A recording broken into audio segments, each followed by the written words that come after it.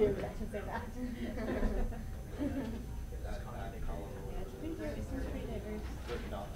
Well, it consumes and members, so.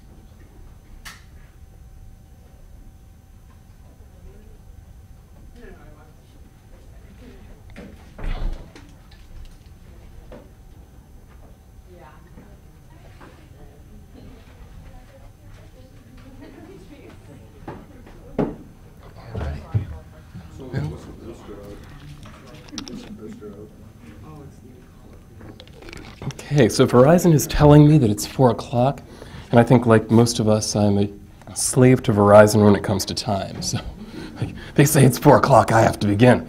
Okay, so our topic this afternoon is monetary reform proposals. One thing I want to say just kind of we're getting started is that I'm not really going to be thinking too much about kind of the ethics related to money because my ethics are not very good. My ethical philosophy background is not that strong. Come on, okay. I'm glad you caught it was a joke, though. That's good. That's good. But if you are interested in that topic, you certainly have options available for you. I'd recommend, for example, Guido Holzmann's Ethics of Money Production, or also the first part of Huerta de Soto's Money, Bank Credit, and Economic Cycles look very much into these ethical, legal kinds of questions. I'm more interested, though, in kind of the economic analysis and what types of policies might we want to think about going forward to potentially solve some of the problems that arise out of the monetary sphere. Right, so first, before you start reforming something, it's good to show that there's actually a need for reform. I think by now we already are convinced of that, I hope. So I'm not going to go too deep into these two things. But I think there are two big problems that we've pointed out over the course of this week that are very connected with the monetary and banking systems. The first of those would be hyperinflation. Hyperinflation we know is fairly rare, but it's extremely destructive when it comes through. So ideally, we would like to have a monetary system that can prevent hyperinflation from happening. The second, which is a far more common problem, one we are plagued with time and time again, is the business cycle. We've found this is also very connected with the monetary and credit systems. So it'd be kind of nice if we could design a system that would prevent the business cycle, or at least dampen its effects, make it less likely and less severe. So that's really kind of the big goals from an economic standpoint that I would like to get out of any type of monetary reform. Get rid of hyperinflation or make it at least less likely in the business cycle. Okay. Now, Professor Herbner already described kind of in a free market how a monetary system would work, that we would have our entrepreneurs each producing whatever money they happen to like, an experience that has tended to be a gold-based money. If there's a greater demand for money, then we would tend to see it's more profitable to produce money, we produce more money. That's the way new money comes into the system. We've also seen this is certainly not the way that things work in our system. It's very different. We're operating under a fiat currency where at a whim, Janet Yellen can get together all of the FOMC, call an emergency meeting, decide they want to increase the money supply, and it happens. Or we could have, as we know that banks have a certain number of reserves that they're currently sitting on, they may decide it's time to take these reserves and release them, lend out these reserves that they're sitting on. Legally, they're allowed to do this. And this can also create these disruptions. And so we need to think about, we have kind of some idea where the source of the problem is. So let's look at some of the reform proposals that have been presented.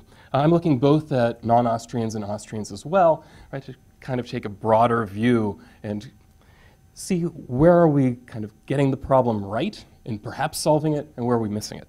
Okay, so first, if you look in the mainstream literature, kind of the big debate over the past, actually it's been several decades now, has been this idea of discretion versus rules.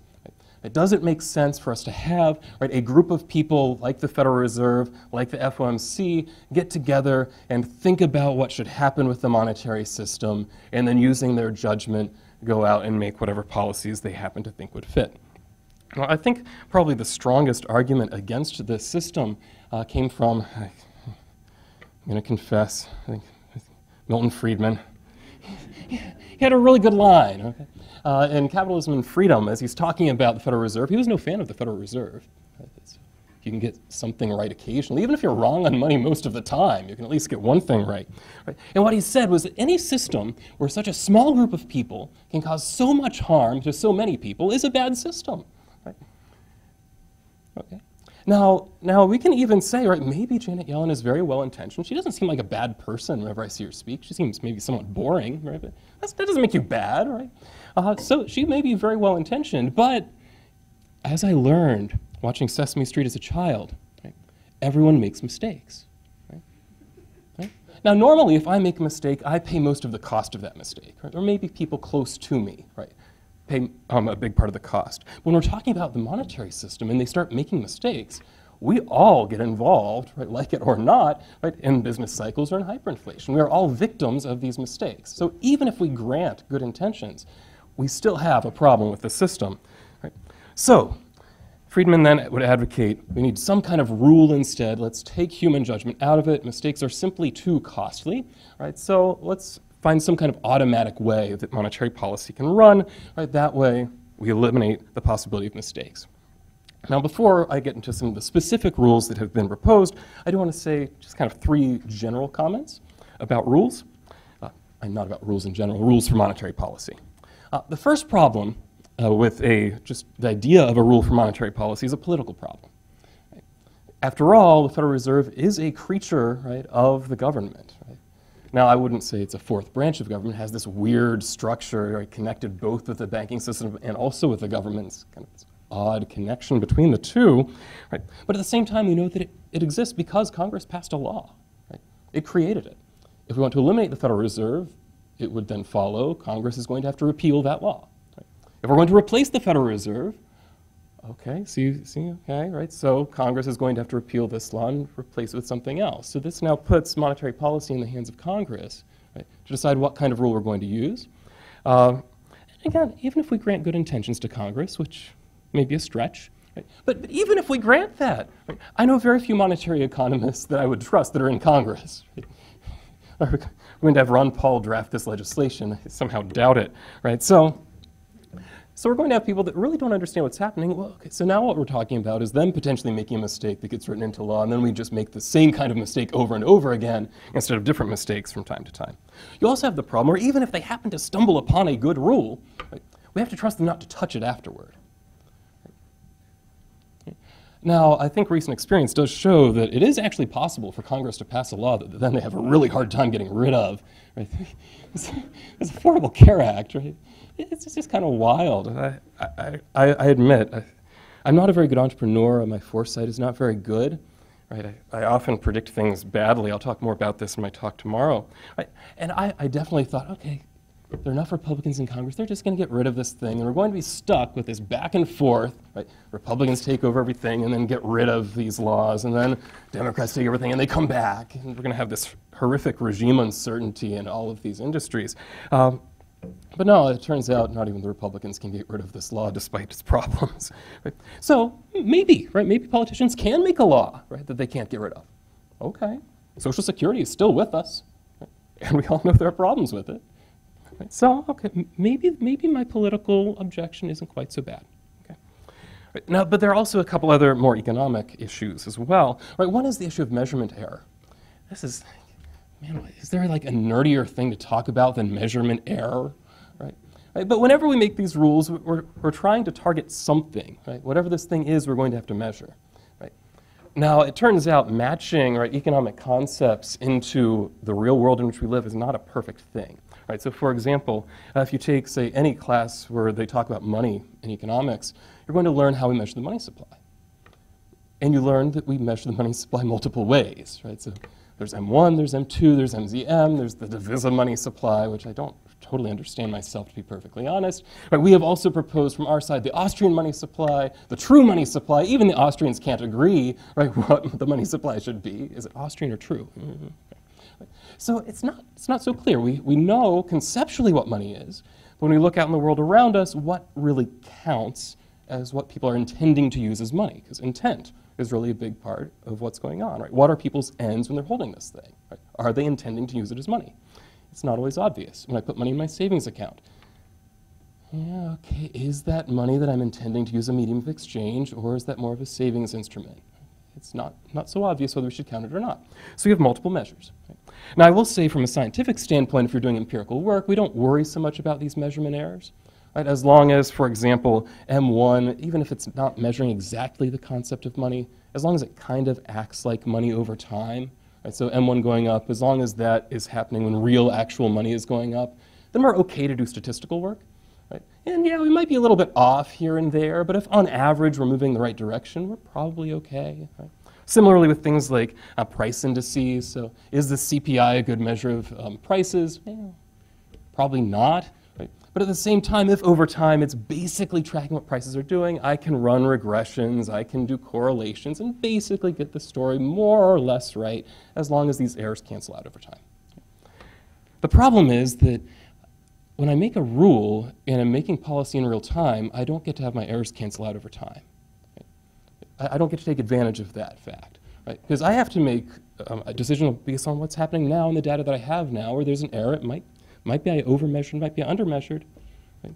Over time, the over and unders should cancel, we hope, right? But right now, I have to decide what the money supply is. Right?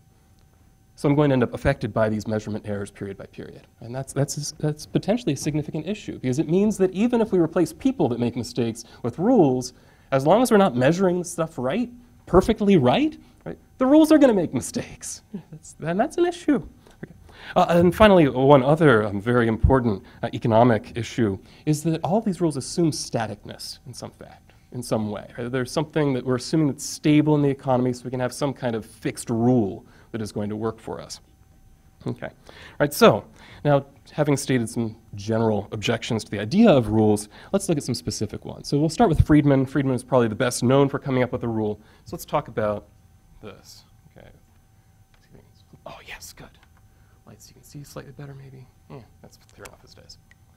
All right. All right, so Friedman's rule, very famously, what he says we want to increase the money supply. Right? He generally liked M2 as his favored measure. I guess if I have to choose between M1 and M2, M2 isn't horrible. Okay, fine. So we want to increase the money supply by something between 3 and 5% per year. Now, he would not suggest that we just, each year arbitrarily pick something in that range, but we decide ahead of time. He just thought somewhere in this range was going to be the right amount, so we're going to have to do more work to figure out where exactly in there is right. So to kind of get the logic of this, what he has in mind, right, is the equation of exchange, or also known as the quantity equation. Right, so MV equals PT. Right, so M is your measure of the money supply. Right, V is your velocity. It measures how many times a specific dollar of that money supply moves through the economy in a period of time. Right, so how many times is the average dollar spent is the idea. Right. P would be some measure of the overall level of prices. Right, and then T would be the number of transactions. Right, so really this is, you can't object to this equation in itself. You can object to how useful it is. Because really all we're doing is on the left-hand side, this is a measure of how much total spending is happening, thinking about it as money. Right? Here's how much money there is, here's how many times we spend each dollar, that's how much actual spending is happening. Other side, here's how many transactions there are, here's what the price for each transaction. It's just another way of measuring how much we're spending. Okay. Right. So then he uses this from a theoretical basis and says, well, like we know the velocity of money is constant, so I'll put a little bar above it. And that just doesn't move over time. Right? Meanwhile, transactions, this would be somewhat connected with real GDP, roughly. Right? So we know that increases something in the neighborhood of 3 to 5% per year. Oh, that's a real coincidence, isn't it? No, it's exactly the logic. He said, so we would kind of like to have a price level that's basically stable, right? So if my goal is to stabilize this thing, then that means to make the whole equation balance, the money supply should increase by 3 to 5% per year. Right, so it's fairly simple arithmetic. Okay, right, so sort of the problems then with Friedman's view. The first is just the reality that velocity is not in fact constant. If you want proof of that, go to FRED, it's Federal Reserve Economic Data, just type M2 velocity, and you'll find out, certainly since about 2007, velocity in the United States has been very far from constant. Right? It totally tanked right around the time of the financial crisis. Right? So there's just an empirical fact. You would think an empiricist would get this right? But no, velocity isn't constant, right? So that means this isn't actually going to work in trying to stabilize what he's trying to stabilize. But there's actually a more fundamental problem with this, and that even if he's right about this, we still need to think about how is this new money coming into the economy, right? I would suggest odds are good he's still planning on putting it in through credit markets. If he's still putting it in through credit markets, that new money is going to come in just as Professor Garrison described. It's going to suppress interest rates temporarily, but temporarily is good enough, right, for us to cause distortions in the capital structure and business cycles. Right? So I don't mind Friedman's rule if all we care about is hyperinflation, right? Increasing the money supply by a small amount each year, probably not going to hyperinflate. But if we're also worried about business cycles being the more common problem that we have, right, it's not clear it's going to solve it for me. Okay. So there are other rules out there as well. One of the more popular at the moment is the Taylor rule. I will confess, this is probably my favorite of the mainstream rules. So, yeah. So I might actually be inclined to almost defend this one. Right, so the idea of the Taylor rule is that we're going to have an interest rate target. We know that this is actually more or less how the Fed operates now. It has some level it wants a specific interest rate to be at. Right? And you calculate what this target should be, right, based on various economic conditions. In particular, right, inflation rates and what they call GDP gaps, right, being more or less the state of the economy. Right? So if the economy is booming, then there's a gap between actual GDP and potential or trend GDP. Oh, we're in a boom, so in that case, we should increase interest rates. Right? If we have high inflation rates compared to what we want them to be, for some reason 2% is the goal, I don't know. Right? So if we have higher inflation than that, then we need to increase interest rates. Right? Okay. On the other hand, if these things are lower, so inflation is too low or perhaps even negative, then we should lower interest rates. Or if GDP caps are negative, right, so we're falling below, right, economic potential, right, then in that case we should also have lower interest rates. Right? Now, kind of interesting to me is the history of how this rule came about. It really started with John Taylor, who I actually kind of like reading him. He's kind of a fun guy to read. And he gets very upset with what people have done with his rule, too, because they start taking out GDP gaps and putting in unemployment and that kind of stuff. He yells at Paul Krugman about this. Takes out actual inflation, puts in expected inflation. He says, it's not my rule. It's my rule. I get to decide what it is. Anyway, right. So, and I'm inclined to agree with him. He should be able to decide. It's named after him, right? It feels a little bit arrogant, but okay. Right. So anyway, right, so originally, as he developed this rule, what happened was he was just doing some standard macroeconomic modeling in the mainstream. He was doing a bunch of mathematical stuff. He realized he had to have some way, right, to model what monetary policy does. Right? And he figured it makes sense, right, that interest rates should be connected, right, to these two things, inflation and the state of the economy. That's what we believe the Fed responds to. Right, so in order to model what the Fed does, I'll just look at the data, look what looks like their targets are, look at what inflation rates have done, look at what GDP gaps have done, right? And then I'll just run the statistics, find out what they've done. Right? Now you may notice this doesn't sound like you're making a recommendation, it just makes it sound like you're describing what has happened. And that is exactly right. Originally, the Taylor rule was just supposed to be purely descriptive. Right? He wanted to put this into a model so he could figure out what interest rates would do in his model. Right? But later on, he did further work and showed that the rule that he found that interest rates seemed to follow actually had some kind of nice properties in it. Right? For example, he would suggest that if inflation goes up by 1%, we should increase interest rates by more than 1%. Right? What this is supposed to do then is put a stamp down on the economy, it will prevent hyperinflation, that kind of thing. Right? So it was kind of this weird thing where first he said, this is what the Fed has done. And it turns out that apparently that's a reasonably good rule in certain parts of it. Of course, then he starts screaming at the Fed recently, as after the financial crisis, they lower interest rates too far. Before the financial crisis, they were also too low for too long. Right? So he starts using this rule very much in a prescriptive manner. Now, why do I say that I don't mind his rule so much? Right? In some ways, I feel like it tries to kind of mimic the sort of things that the money supply might try to do. You notice how much hedging I'm doing here. I notice Dr. Herbner's in the room, so I don't want to say anything wrong, as I was a student back in the day. And so, like, any errors are my own. Trust me. Okay. I generally find it's a good rule to agree with Dr. Herbner because he's typically right. Okay. Anyway, right, so let me make the argument, though. Right, so suppose that inflation rates are going up really, really fast. Right? Based on the argument that we made on Monday, I made on Monday, right, that suggests, right, that the demand for money is, let's see, interest rates are going, not interest rates, inflation rates are going up really fast. Okay, that suggests, right, demand for money must be falling, right? Or at least it's not rising as fast as the supply of money is. Right? Money is losing value fairly quickly. Right? So a sensible thing for us to do when the demand for money falls is to clamp back on the money supply. You don't provide as much of something if people don't want it. Right? Well, what does Taylor suggest? Right? Under these conditions, you should raise interest rates. How do we raise interest rates? You decrease the money supply or slow its growth. Okay, so we're at least moving in the right direction. Right? Now, there's no guarantee we're moving the right amount, right? But we're at least moving in the right direction. And that sounds nice, right? At the very least, here we're admitting that money demand might possibly change, though implicitly we're admitting this, where Friedman doesn't. Right? That's a step in the right direction. Right? And one could make an argument, maybe, right, that in a boom, right, maybe the demand for money is possibly decreasing. Maybe that one's more of a stretch for me. Right? So I can't make that as strongly.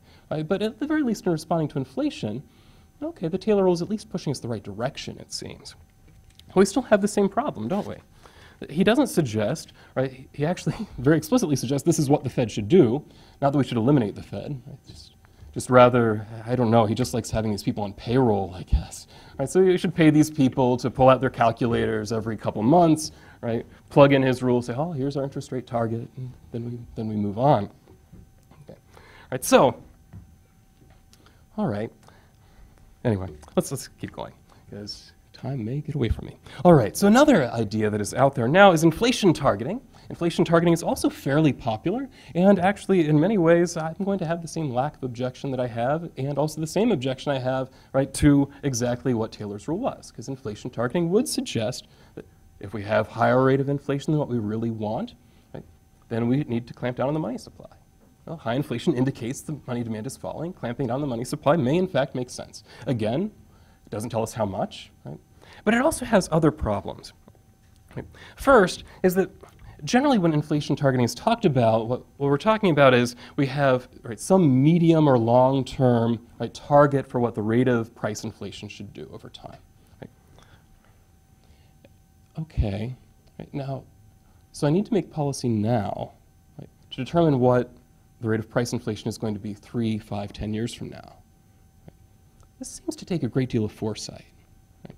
There's also an accountability problem here. Right? So this is not quite so automatic as Taylor is. Right?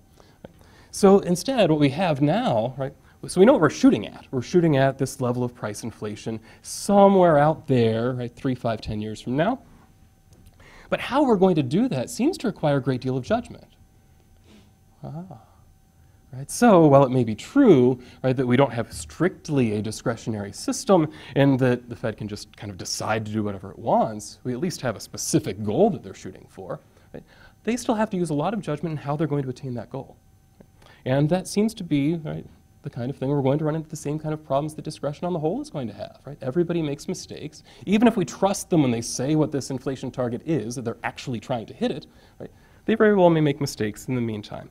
Now, you also have here a number of measurement problems as well. Right? So how do we measure the level of price inflation to know whether we've been successful or not? Right?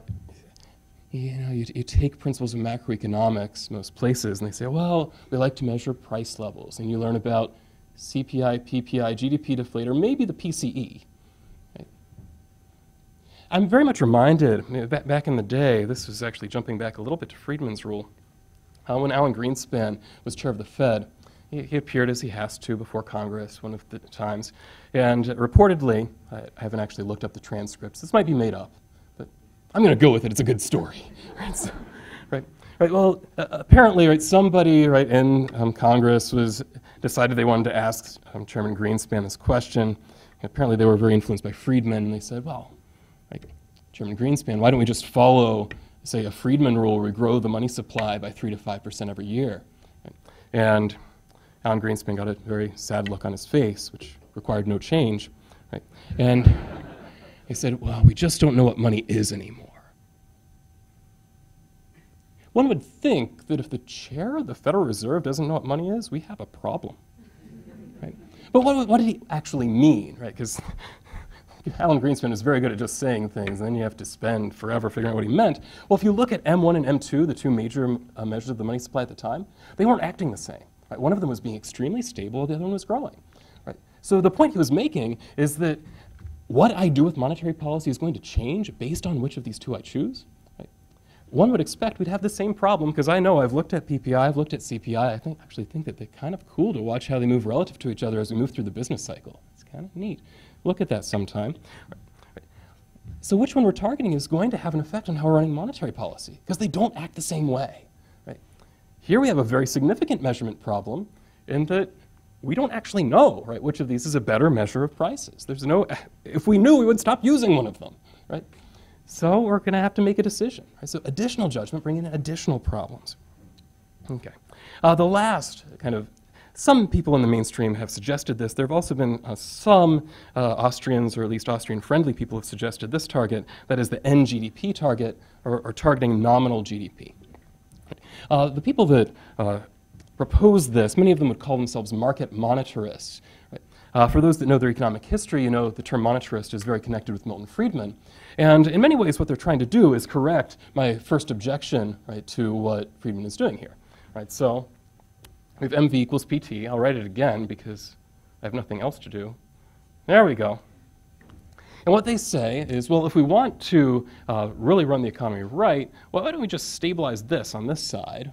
Right? So that'll keep prices multiplied by the number of transactions, so total spending constant. And then what will happen, right, is that money supply is going to have to move opposite what velocity does.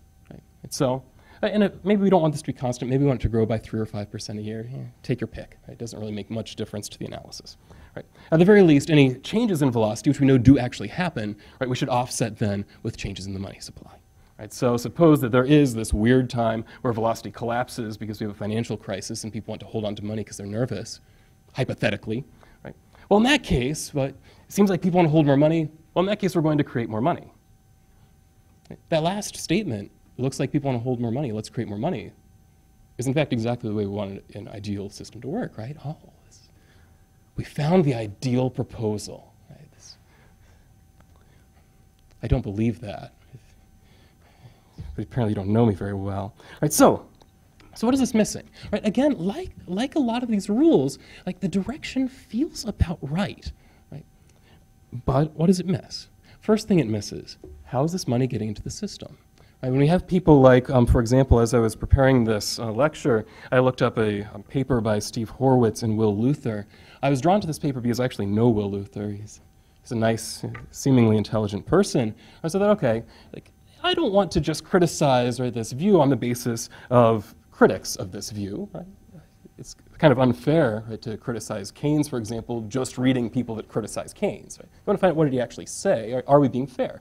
Right? So let's pull out Horwitz and Luther and see what they actually say. Right? Are we being fair to them? Right? And what they suggested, they said, well, this rule is pretty good if we're stuck with something like a central bank. This is kind of what they would consider a second best rule. Okay, well, I guess I'm with you, kind of. I don't know if this is second best, right? But certainly not as good as eliminating the central bank. So, okay, we've at least got that ordering right. Okay.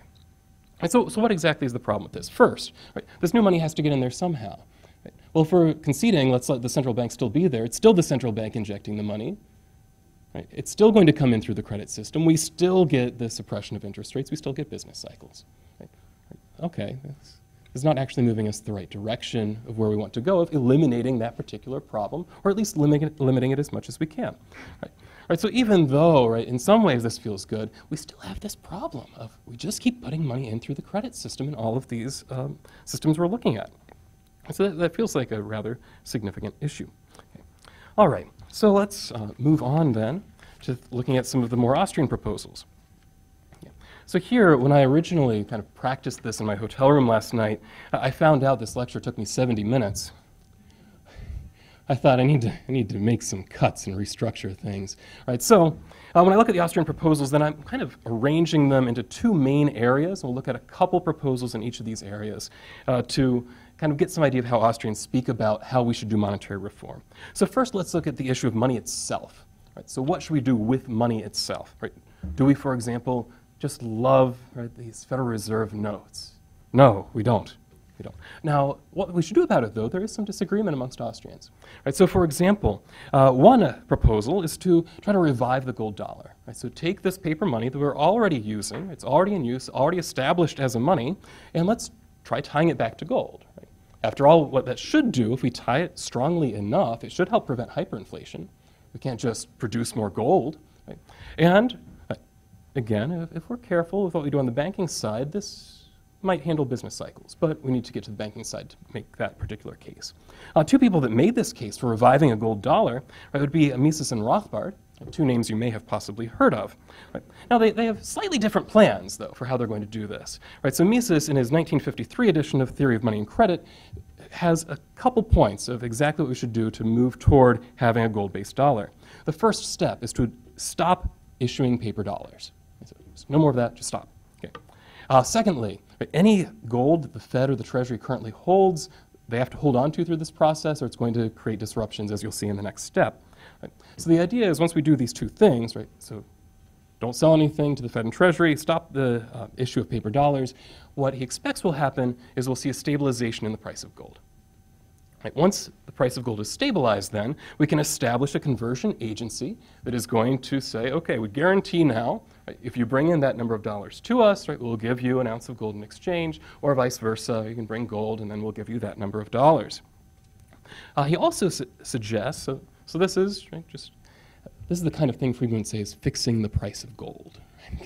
That's why I didn't like the gold standard. It's just fixing the price of gold. And it kind of almost feels that way, except that we realize it's a redeemability.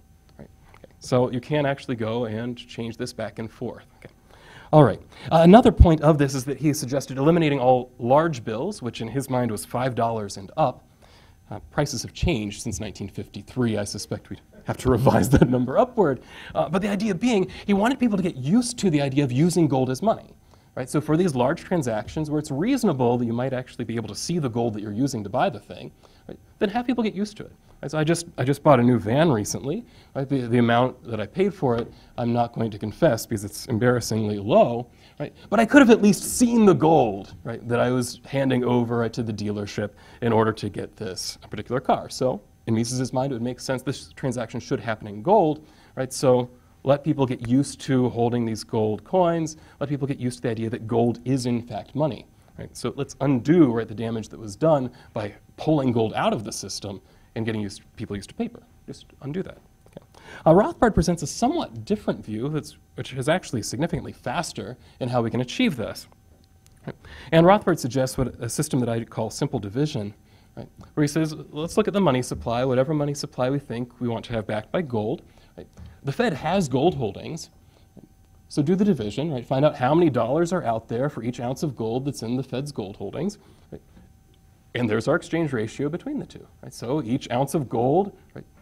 If you bring in an ounce of gold, okay, we'll give you however many paper dollars according to this ratio. You can bring in your paper dollars and we'll give you the gold. Right? Now this has the benefit that if the people decide to, we could actually totally eliminate the Fed's gold holdings and it wouldn't actually be a problem. Right? We hand in all of the dollars, all of the gold leaves Fort Knox, and then we use that as money directly. Okay? This is not necessarily disruptive if that's what we've decided to do. It's not so obvious we can guarantee this under Mises' scheme. Right? Okay? There's no tie necessarily to where the price of gold ends up, right, and the amount of gold we actually have. And so this seems like a kind of nice system. It's actually a system that I heard someone in the room, specifically Dr. Herbner, advocate to Congress when he was called there, I think probably by Ron Paul, I would guess, right, to talk about monetary policy as a very workable system that we could actually do. Okay.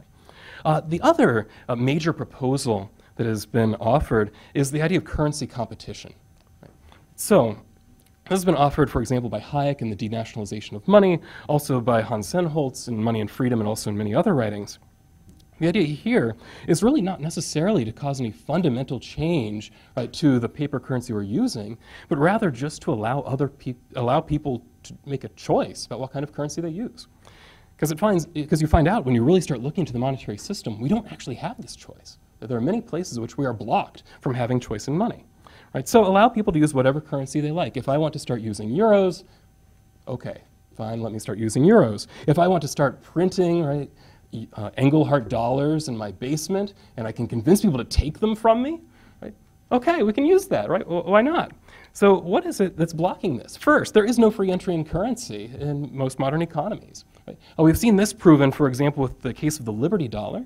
Many of you probably have not heard of this because the feds clamped down on it. There was a man that decided he wanted to start having a silver-backed currency, right? And he had kind of a clever but confusing scheme for how this is going to work. I don't know that it had good longevity to it, but the idea was he wanted to try to keep one Liberty dollar very close in value, right, to one American dollar.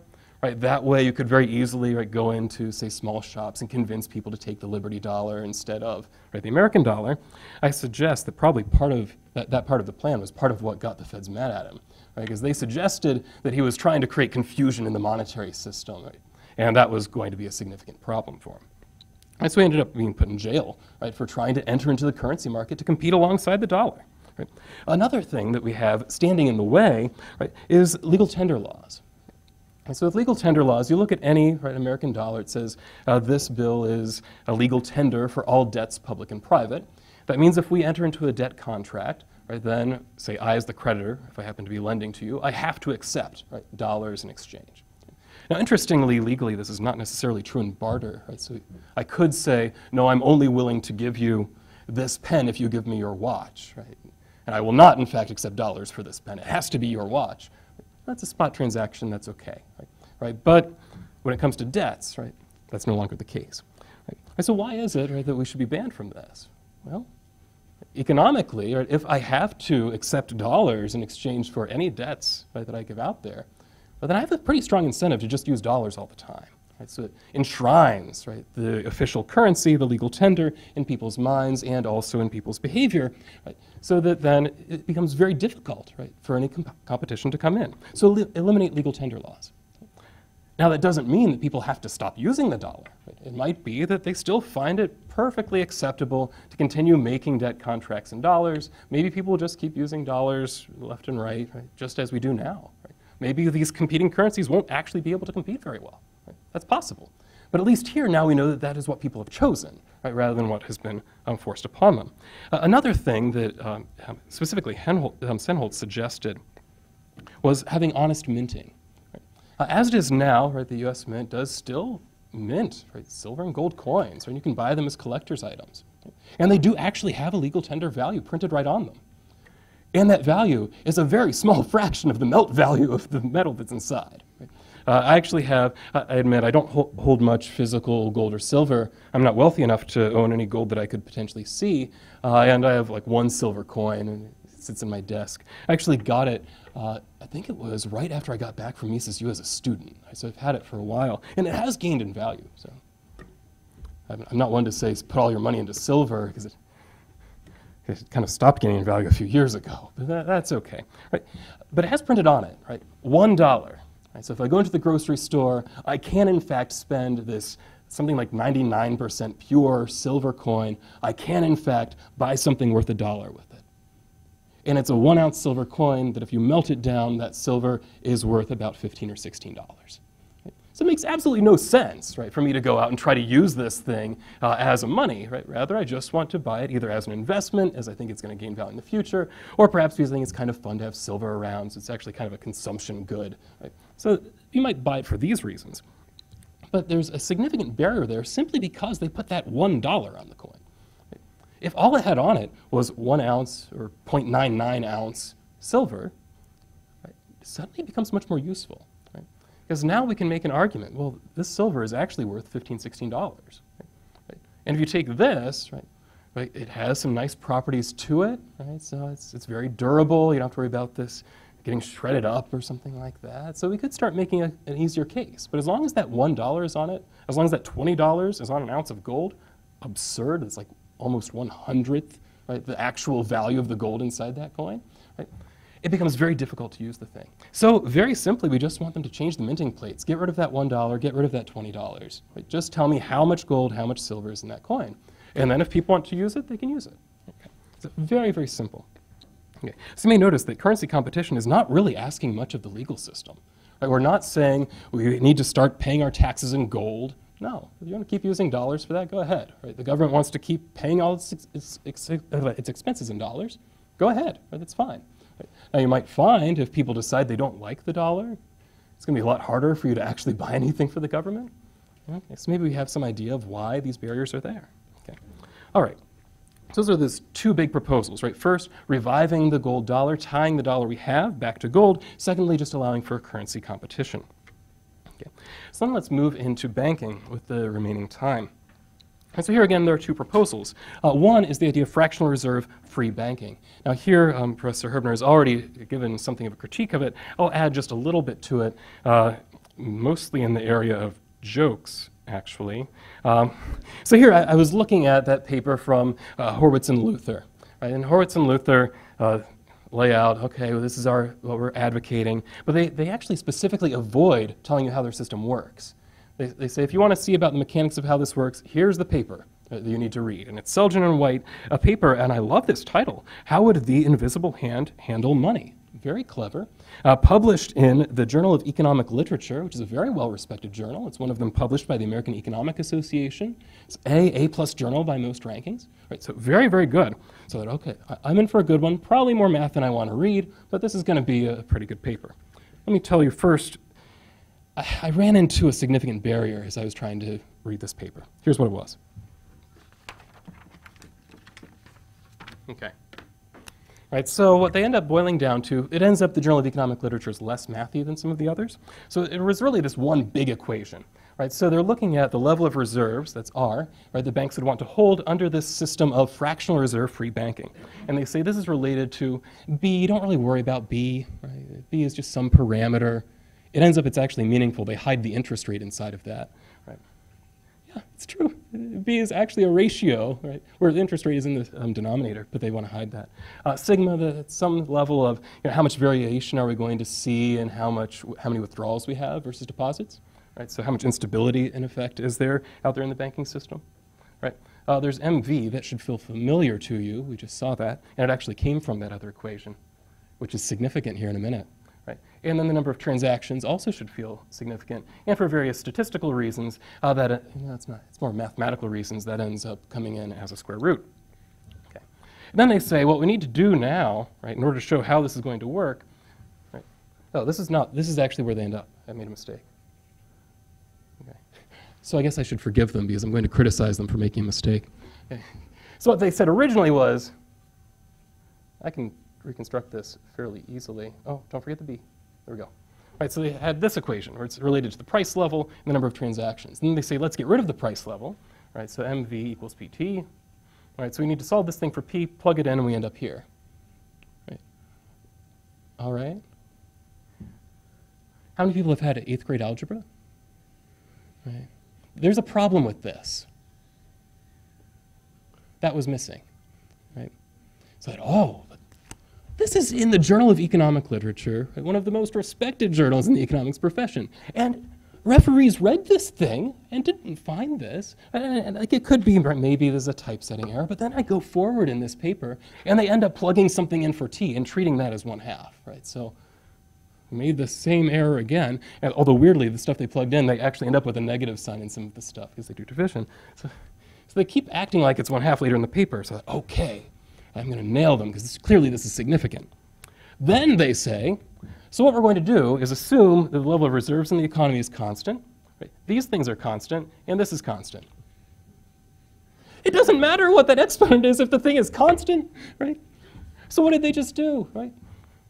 Well, we're back there. Right? We can see now why Luther and Horwitz liked this system because it's like the system before with NGDP targeting. because this, what they think is the best system, ends up on the same exact grounds theoretically. That is, it's all about we're multiplying m and v multiplied by each other, right? So that means when, for example, velocity falls, right, because people really want to hold a lot of money, in order to offset that, right, just for the math to hold, we're going to end up increasing the money supply. But how does this happen in a free banking system? The banks create additional fiduciary media, puts it into credit markets, suppressing interest rates, ultimately creating business cycles. Right? Right. So it doesn't solve the problem. Right? All right. So one last system, right, which this one I can describe fairly briefly. That is full reserve or 100% reserve free banking. Now I'll still use this term free banking because I want free entry. Anybody who wants to open a bank, I'll let them do that. Right? But they have to operate by holding 100% reserves. Any money I put in as a deposit, right, to be held, right, securely, right, for me to then come redeem at any point that I wish in the future, right, they have to hold on to all of that money that I'm putting in. It's 100% reserves. It ends up there are lots of non-Austrian advocates of the system. Milton Friedman actually suggested this is a good system. Why? Because he wanted to control the money supply. You can't give the banks any freedom to mess with it like the free bankers would. Right? So he liked 100% reserves. John Cochran from the University of Chicago also has recently suggested this is a good system. Lawrence Kotlikoff, who is not an Austrian, but a lot of his work I find is very friendly to a lot of the things we say. Right? He also has come out in favor of the system. Weirdly, right, Paul Krugman has gone so far as to say that this system is worth talking about. One step at a time. Okay. All right, so that's good. Ends up this system was also advocated by many Austrians, by Rothbard, by Mises in 1953 in that theory of money and credit. That was another part of his proposal, in addition to reestablishing the gold dollar, and also Jesus Huerta de Soto. Right. So all of these suggested that we need to establish some kind of 100% reserve system. Now, Mises did take the view that 100% reserves, we may not impose it immediately, but rather going forward, any deposits you make, the bank has to hold on to it. So we're already on a fractional reserve system. Let's just not make that worse. Right? And then we won't get further disruptions in the economy in the future. Now, I actually wrote a paper about this. Don't think too much of this. This is Mises' daily article. This was not an academic paper. It's purely for a popular audience, called 100% Reserves Now. This was right after the financial crisis, December of 2008. And what I observed, I was looking at things like the money multiplier and so on. And wait a minute. Because of how active the Fed has been in injecting reserves into the system, and because of how hesitant banks have been to actually lend anybody money, we actually have over 100% reserves in the banking system at that point.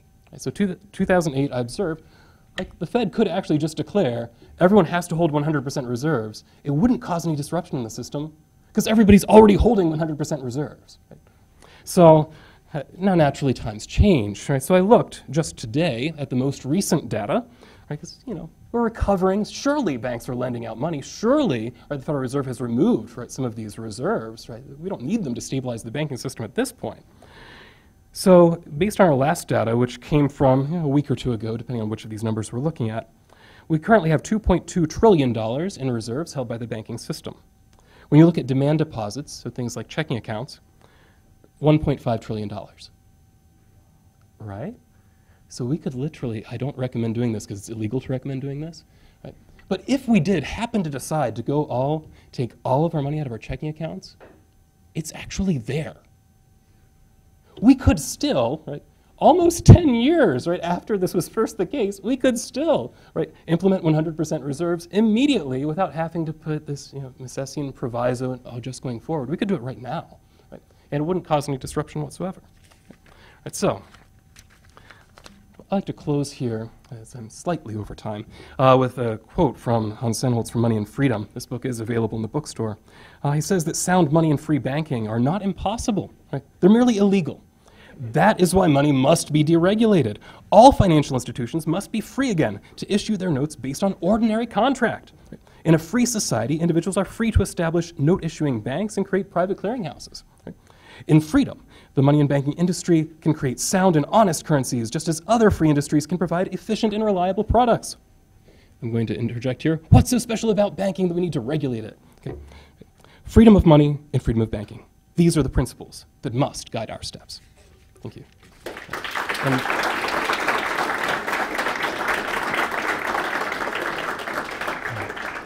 And I will have office hours upstairs, and you go into the research wing there in the seminar room. So.